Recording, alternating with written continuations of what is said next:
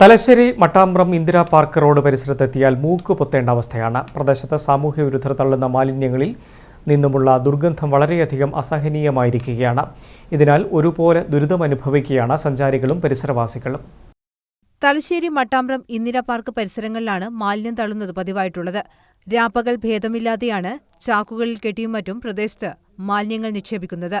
ഭക്ഷണാവശിഷ്ടങ്ങളടക്കം പ്രദേശത്ത് തള്ളുന്നതിനാൽ തെരുവുനായ്ക്കളുടെ ശല്യവും രൂക്ഷമായിട്ടുണ്ട്. കുന്നുകൂടിയ മാലിന്യത്തിൽ നിന്ന് ദുർഗന്ധം വമിക്കുന്നതിനാൽ മൂക്കുപൊത്താതെ ഇതുവഴി കടന്നുപോകാനാകില്ല. ഈ മട്ടാമ്പ്രം വാർഡിലെ പുതിയടത്തിനടുത്ത് മുനിസിപ്പാലിറ്റി 2 വനിതാ ജീവനക്കാരുടെ കാലത്ത് എപ്പോഴും വരിക.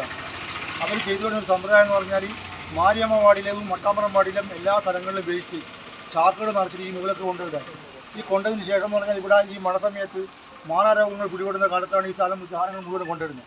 പല തവണയായിട്ട് നമ്മൾ അവരോട് പറഞ്ഞ സമയത്ത് അവർ പറയുകയാണ് അത് മുനിസിപ്പാലിറ്റി നാളെ വന്ന് കൊണ്ടുപോകും, മുനിസിപ്പാലിറ്റി നാളെ വന്ന് കൊണ്ടുപോകും. NCC ഓഫീസ്, മദ്രസ, സ്കൂൾ, പാർക്ക് എന്നിവിടങ്ങളിലേക്ക് പോകേണ്ടവരും വളരെയധികം പ്രയാസപ്പെട്ടാണ് ഇതുവഴി കടന്നുപോകുന്നത്. CCTVകൾ സ്ഥാപിച്ച് മാലിന്യം തള്ളുന്നവർക്കെതിരെ കർശന നടപടിയെടുക്കണമെന്നാവശ്യപ്പെട്ട് അധികൃതർക്ക് പരാതി നൽകിയെങ്കിലും യാതൊരു നടപടിയും ഉണ്ടായിട്ടില്ലെന്നും ഇവർ ആരോപിക്കുന്നു. News bureau, Thalassery.